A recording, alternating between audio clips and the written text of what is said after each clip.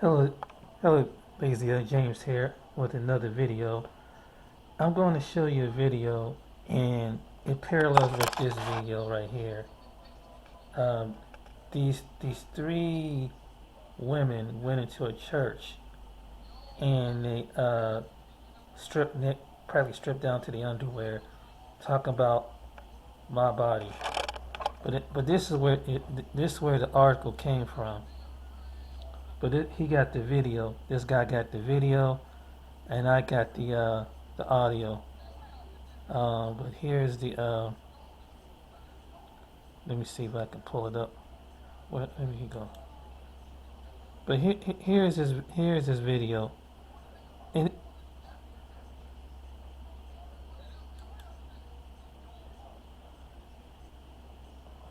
uh, I'm, but this is demonic. This is so demonic. It's one thing if you have a different political view about about your topic about certain issues like abortion, and you can agree to disagree. But to go into someone's church to do this, you just pretty. This is demonic. I'm just gonna come out straight out say it. But here's the video. More young activists are finding their voices. The debate over abortion rights is as heated as ever. According to Pew Research, 74% of adults under 30 say abortion should be legal in all or most cases. Autumn Higashi is part of that minority poll. She is an anti-abortion advocate. I remember going to my first March for Life in Washington, D.C., and I was astonished at how many people were there that were my age. I mean, there was busloads of teenagers and college students that were there. She began her activism in 2017 by responding to a Teen Vogue article titled, "What to Get a Friend Post-Abortion." And I think what I realized is the pro-life movement is a lot more than just opposing abortion. We really do have a heart for women who are facing unexpected pregnancies, women who are post-abortive, wanting to make sure that they're connected to the resources. The abortion debate can get heated, and opposing sides often have a hard time communicating. Gen Z activists face their own unique challenges. Based on the environment, and what we've seen from people who come out publicly to be pro-life, oftentimes they're met with backlash, harassment, you name it. We've had students who have been threatened to get kicked off their college campus, to lose scholarships. We've received death threats, and so I think people are fearful to speak out against it just because of the way our current environment is. Some pro-rights advocates also acknowledge the need for calmer conversations around the controversy. After concerns were raised about protesters outside the Supreme Court justices' homes, the White House press secretary released this statement. POTUS strongly believes in the constitutional right to protest, but that should never include violence, threats, or vandalism. Judges perform an incredibly important function in our society, and I mean, say it, but these people who doing it is demonic. They don't respect nothing. They don't respect law. They don't respect opposing views just because something don't. So they don't care about that. They're demonic. They're under the influence of Satan. Anybody that would do something like that to go into someone's um, to walk up into someone's church and just protest. I mean, it's ridiculous. My body, my fucking choice! It's my body, my choice! It is crazy. My body, my choice! I am my man! I do what I think to do because I have a choice! I have a choice! I have a choice!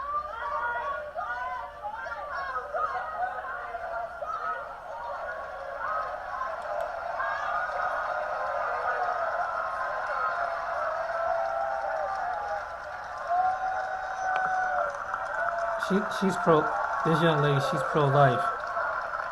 She's pro life. Be able to have the strength to say, I can handle people disagreeing with me because my identity does not rely on what people think of me.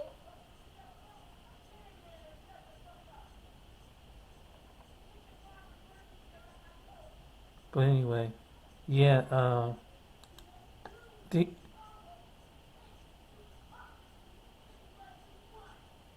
but anyway, um, yeah, these people are clearly demonic. I mean, it's one thing you have a disagreement with your political views on abortion, whether you for it, but not. But you know what this Gen Z generation don't understand, ladies and gentlemen? The Gen Z generation don't understand that there's no future. If you don't have another generation of coming in, and you have young men and young women having abortions, whatever. I mean, have young women. I'm sorry, young women having abortions. You're not gonna have a group of people. It's gonna be in existence too long, and just because they don't get what they want, that's tough. You know, that's just life. I mean, some countries you gotta respect it. They try doing the same thing over in Russia. They try to do some crazy stuff like that. They don't play that stuff over there. They they lock you up. They knock you upside your head and lock you up for doing something just because you don't agree with something what their political view is. These. We just have, like I said in earlier videos, we have a lot of entitled women that just who would want. It's your body, it's your choice, but it was God that gave you the right to bless your womb to be able to bring life into this world. And this is really, despicable. I mean, I'm not really a Joel Osteen fan, but this is just totally disrespectful. He had nothing to do. It had nothing to do with that. And I don't know if he ever taught about that, but this is what happened. It, you don't like something. See, this is what demons do. That's what they try to do. These young women are influenced by demons, basically by Satan. That's clearly what it is. Because most people don't do stuff like that. If they have, whether you're on the left or on the right side, there's a certain limit of standards, but you have a generation of people don't even have respect for certain places. And just because, and yeah, the church is for pro-life. I mean, most churches should be for pro-life anyway. What would a church look like being be for abortion, and then clearly these women who protest that church don't even realize that they under the spirit of Molech. So you're gonna sacrifice an innocent baby. You have people that would fight for a cat, a baby cat, and a puppy or a dog, but they won't even fight for another human being. It's crazy, man.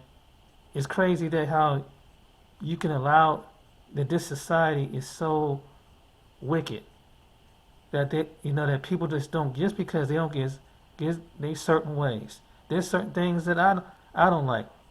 It might I might not agree with, for example, I might not agree with not getting reparations. I'm just using it as an example, but maybe some people do.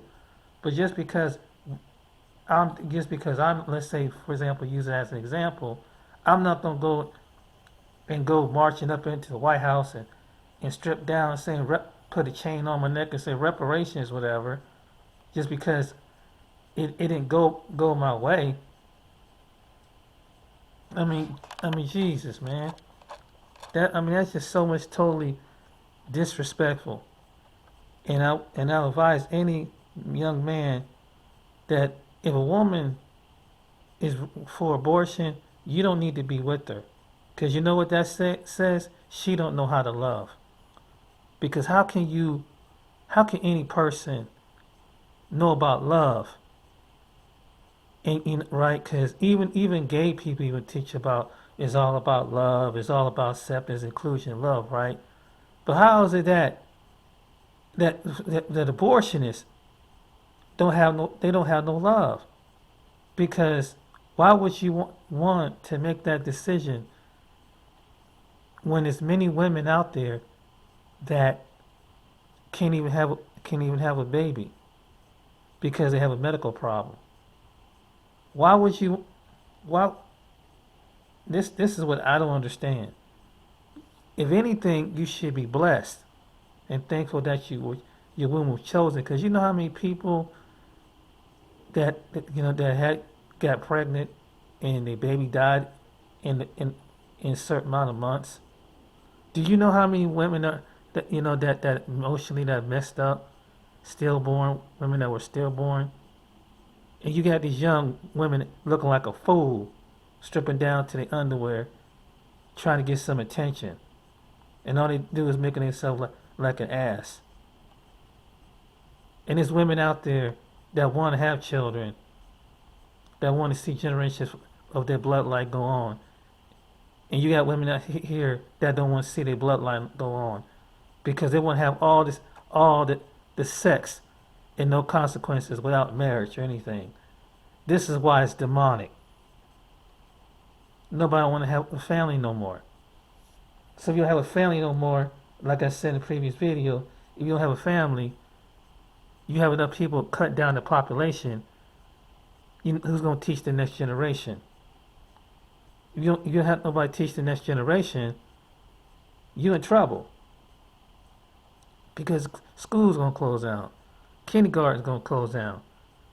Certain things about, tax benefits of having children will go down. And having a baby. There's special rights with that when you're working. But these knucklehead women talk about my body, my choice. But there's women that may be so, but God choose your womb. He choose your womb, so it's a blessing to have a baby. And you have people out there crying, and there's women out there that their womb's not even blessed because they can't have it for some strange reason. Maybe it's a medical reason. Maybe it's because they got some kind of a disease or some kind of cancer or something around the internal area. But you got women out here want to protest something like this. They don't have no vision of the future of that them have these children carry on their name for generations and generations to come. Who knows, maybe the next 10, 15, 20, 30 years from now, that things can